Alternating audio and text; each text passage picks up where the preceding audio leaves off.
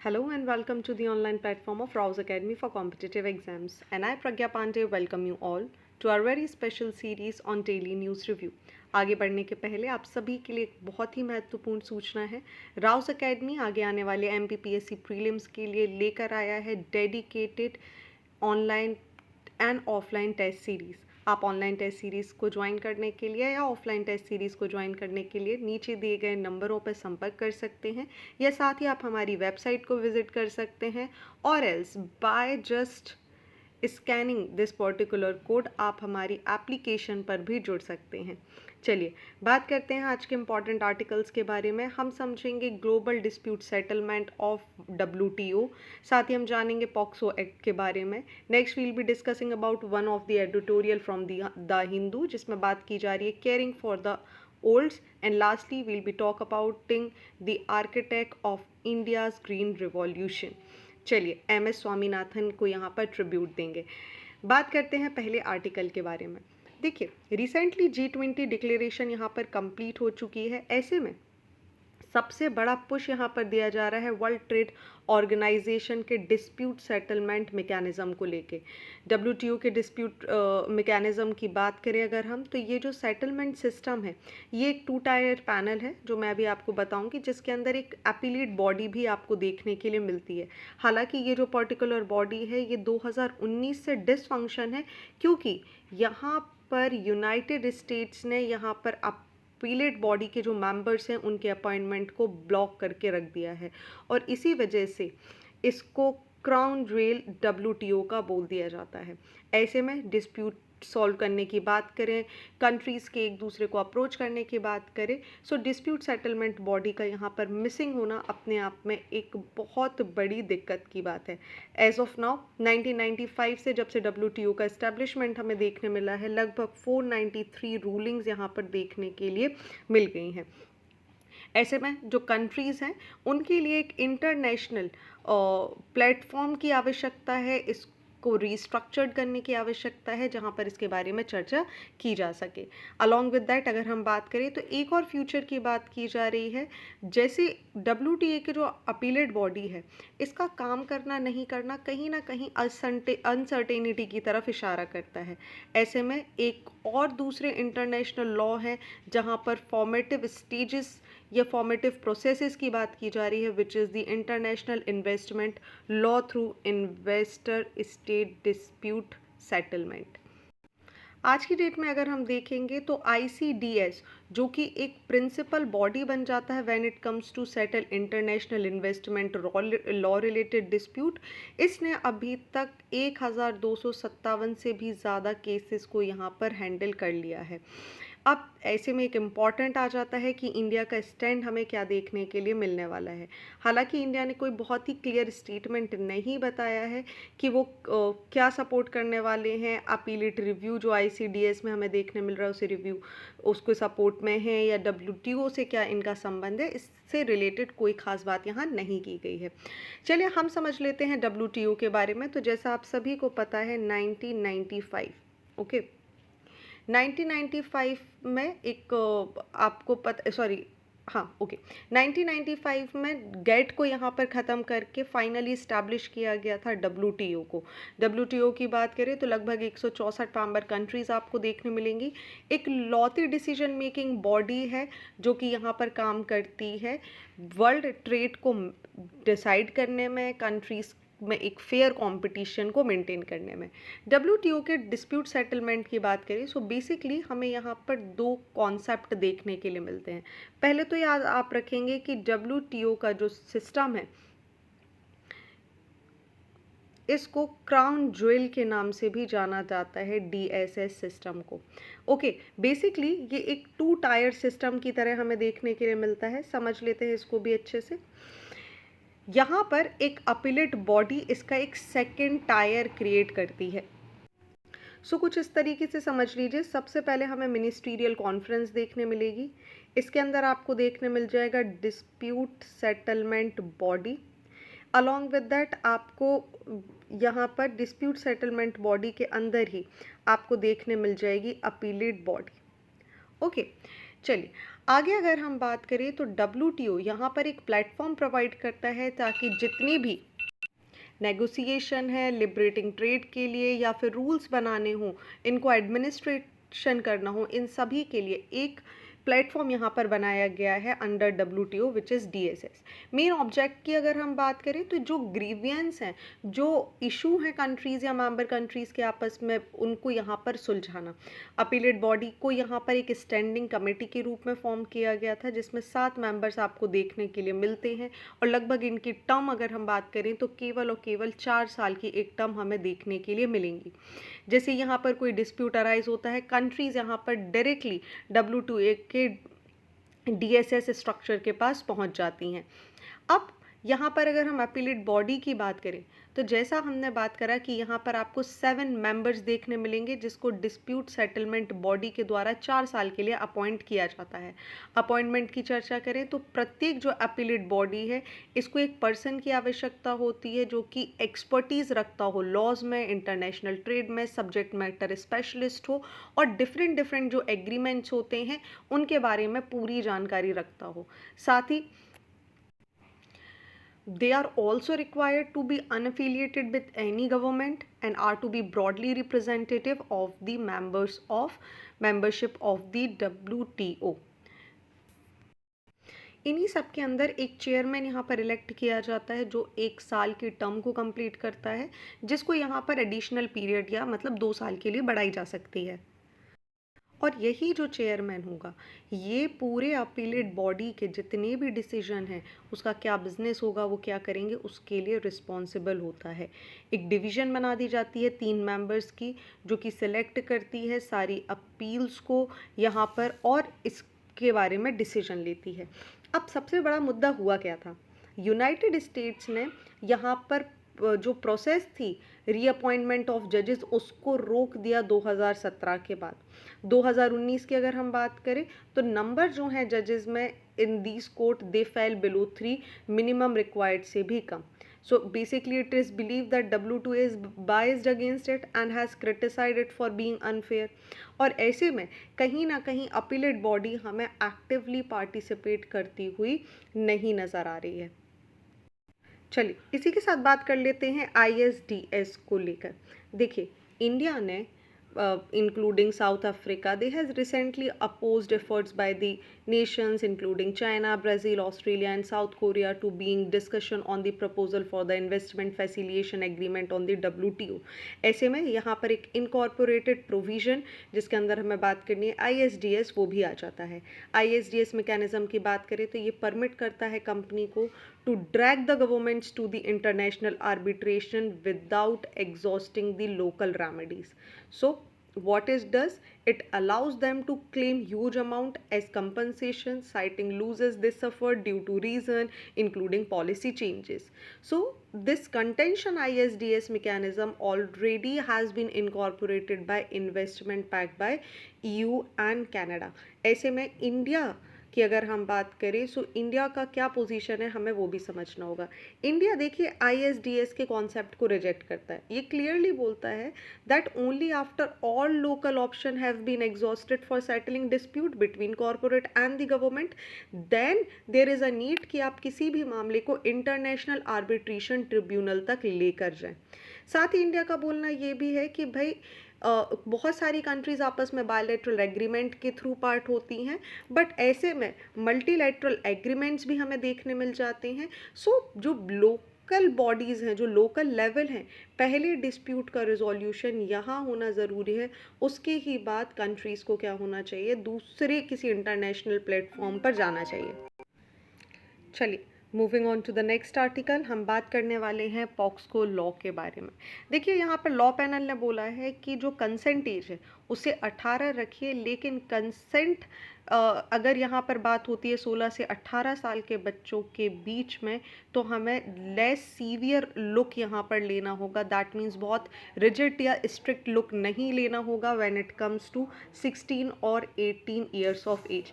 आपको पता होगा बहुत समय से ये चर्चा चल रही है कि जो कंसेंट एज है इसको यहाँ पर क्या कर दिया जाए, बढ़ा दिया जाए। ओके चलिए हम समझ लेते हैं पॉक्सो एक्ट के बारे में। देखिए 14 नवंबर की अगर हम बात करें, 14 नवंबर 2012 को यहाँ पर पॉक्सो को लागू किया गया। लागू करने का कारण इंडिया का जो रेक्टिफिकेशन है United nation convention on child right 1992, उसको ध्यान में रखते पॉक्सो को लाया गया।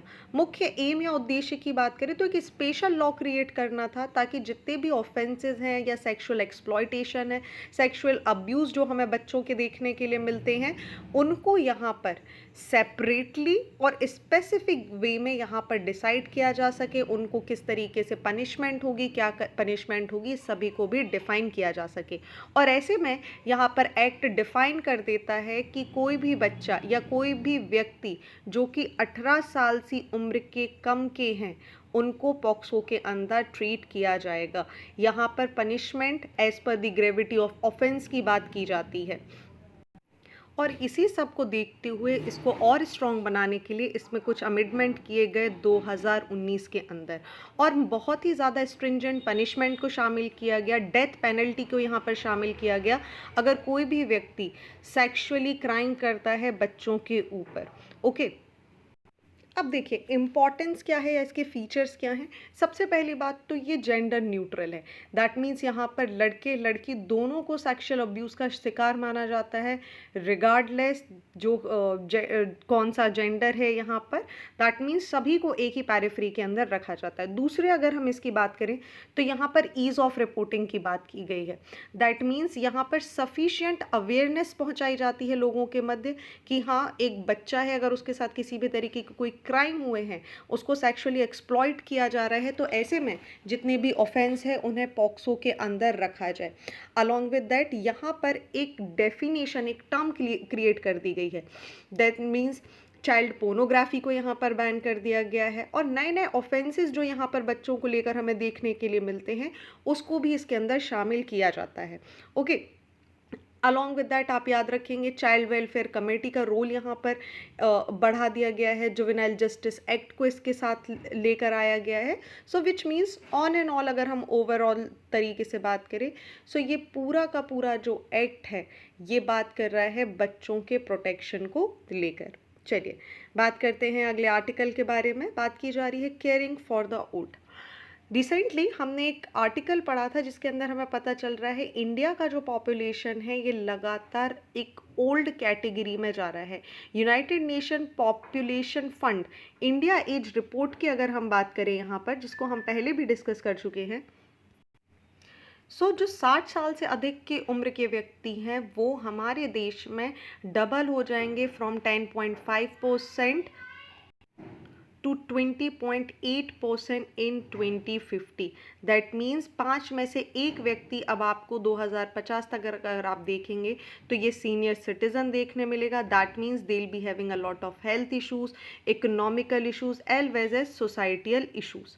वहीं अगर हम बात करें केरला और वेस्ट बंगाल की, तो यहाँ पर पॉपुलेशन बढ़ती जा रही है, लेकिन जो एल्डरलीज हैं ये यहाँ पर अकेले रह रहे हैं। कारण यहाँ पर सबसे बड़ा क्या है, जो बच्चे हैं ये माइग्रेट कर जा रहे हैं एक अच्छी अपॉर्चुनिटी के लिए, एक अच्छे करियर के लिए। ऐसे में जो लोग हैं वो यहाँ पर अकेले रह जाएंगे। विच मीन्स अगर लोगों की जैसे जैसे उम्र बढ़ रही है, आप देखेंगे उम्र बढ़ती जाएगी, ऐसे में एल्डरली पॉपुलेशन आपके पास ज़्यादा देखने के लिए मिलेगी। जहाँ एल्डरली पॉपुलेशन आपको ज़्यादा देखने मिलेगी, दैट मीन्स हमें एक मैक्रो फिनोमेना पर काम करना होगा। कारण क्यों? देखिए, पुरुषों के मुकाबले अगर आप महिलाओं को देखेंगे तो यहाँ पर एक रिपोर्ट के अनुसार इनकी उम्र ज़्यादा है। दैट मीन्स अगर आप मान रहे हैं कि 60 को एक एवरेज एज मान रहे हैं, तो एक्सपेक्टेड लिविंग जो लाइफ है वो आपको किसी भी पुरुष के केस में 18.3 ईयर्स एक्स्ट्रा देखने मिलेगी। वहीं वुमेन के केस में ये आपको 19 ईयर्स ज़्यादा देखने मिलेगी। जब हम इंडिया की बात करते हैं जहाँ पर महिलाओं का लेबर फोर्स पार्टिसिपेशन केवल और केवल 24% है, ऐसे में एक पर्टिकुलर एज में आने के बाद ये जो महिलाएं हैं या तो ये आपको अकेले देखने मिलेंगी या फिर ये मेल्स के कंपैरिजन में ज़्यादा पुअरर कंडीशन में देखने मिलेगी, कारण सोशल सिक्योरिटी से वंचित हो जाना। साथ ही अगर हम बात करें तो ऐसे में जो नेशन का डेटा है उसके मुकाबले में इंटर स्टेट वेरिएशंस हमें ज़्यादा देखने के लिए मिलेंगे। जैसे अगर हम स्टेट्स की बात करें जहाँ पर हायर फर्टिलिटी रेट है, जैसे Bihar, Uttar Pradesh, they expected to see an increase in the share of elderly population by 2036. The level will remain lower than the Indian average. Okay वहीं अगर हम दूसरी स्टेट्स की बात करें तो ये लेवल हमें पूरा का पूरा चेंज देखने के लिए मिल जाएगा. ऐसे में इम्पॉर्टेंट बात आ जाती है national policies on elderly persons या दूसरे जो हम मेंटेनेंस और welfare parents of senior citizen acts जैसी चीज़ों की बात करते हैं, उनका स्टेटस है क्या. चलिए हम एक दूसरे पॉइंट ऑफ व्यू से इन पूरी चीज़ों को समझते हैं. सबसे पहले हमें जानना होगा कि भाई जो एल्डरलीज होते हैं उनको प्रॉब्लम क्या होती है. तो देखिए यूजुअली कोई भी एल्डरली व्यक्ति कुछ समस्याओं से परेशान होता है which is the social problem. Like एक रैपिड ट्रांसफॉर्मेशन होता है, इंडस्ट्रियलाइजेशन, अर्बनाइजेशन, टेक्नोलॉजिकल चेंज, और इसके साथ कोप अप कर पाना एक डिफ़िकल्ट टास्क है. दूसरा अगर हम बात करें सोशल में तो आपको इंडस्ट्रियलाइजेशन देखने मिल जाता है, रिजल्ट इन टू फैमिली का एक जगह से दूसरी जगह पे चले जाना, डिल्यूजनमेंट आपको देखने मिलता है, रिटायरमेंट हो जाता है, लोनलीनेस होता है, एक आइसोलेशन की फीलिंग आ जाती है, जनरेशनल गैप आपको देखने मिलेगा. वहीं अगर हम बात करें तो दूसरी कंडीशन हमें देखने मिलेगी फाइनेंशियल. रिटायरमेंट के बाद एक तरीके से आप देखेंगे कहीं ना कहीं अपनी बेसिक नेसेसिटीज़ के लिए जो एल्डरलीज होते हैं वो अपने बच्चों पर डिपेंड हो जाते हैं. सडनली जो पॉकेट एक्सपेंसेस हैं वो ट्रीटमेंट्स पर ज़्यादा लगने लगते हैं, रिजल्ट इनटू एक्सपेंसेस बढ़ जाते हैं, और जितना भी जो अमाउंट इनके पास आ रहा है वो इनसफिशिएंट आपको देखने के लिए मिलता है. थर्ड पॉइंट में अगर हम बात करें तो हमें समझना होगा हेल्थ इश्यूज़ जो सबसे ज़्यादा एल्डरलीज देखते हैं, like blindness, locomotor disabilities, deafness आपको देखने मिल जाएगी, मेंटल इलनेस आपको देखने के लिए मिल जाएगी, बहुत सारे न्यूरो फंक्शंस आपको देखने मिल जाएंगे, result into higher cost into all these things. पैसे की कमी होना, फैमिली से थोड़ा सा इल ट्रीटमेंट मिलना, कहीं ना कहीं अगर आप देखेंगे सो एल्डरलीज के लिए अपने आप में बहुत बड़ी समस्या क्रिएट कर देता है. ऐसे में अगर हम बात करें तो गवर्नमेंट के क्या इनिशिएटिव्स हैं हमें वो भी देखने होंगे. गवर्नमेंट यहाँ पर काम कर रही है नेशनल सोशल असिस्टेंस प्रोग्राम के बारे में which is known as NSEP. Okay ये इंडिया का एक इम्पॉर्टेंट स्कीम है ताकि जो नॉन कॉन्ट्रीब्यूटर पेंशन्स हैं, एल्डरली, विडोज़, विमेन और डिसेबल पर्सनस हैं, उनको यहाँ पर फॉस्टर करना. इसको मिनिस्ट्री ऑफ रूरल डेवलपमेंट यहाँ पर काम करती है. बेसिकली NSAP काम करती है बिलो पॉवर्टी लाइन फैमिलीज़ के ऊपर. ओके ऐसे लोग जो किसी भी तरीके से BPL के नीचे आते हैं उनको यहाँ पर फाइनेंशियल मदद करना इसका काम हो जाता है.